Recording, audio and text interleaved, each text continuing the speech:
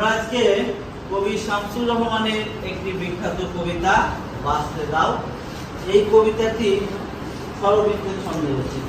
আর স্বরবৃত্তের ছন্দ হচ্ছে আমাদের ছন্দদের হাতের তালির সাহায্যে কবিতাগুলো পাঠ করা যায়।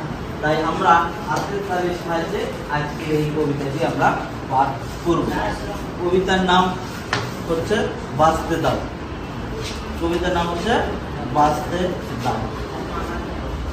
এই তো দেখো বাগানে গোলাপ ফোটে, ফুটতে দাও জমির কাটা, ঘুড়ির পিছে পালক ছোটে, ফুটতে দাও নীল আকাশে সোনালি তিল, মেলছে পাখা মেলতে দাও জোনাক পোকা, আলোর খেলা খেলছে রোদই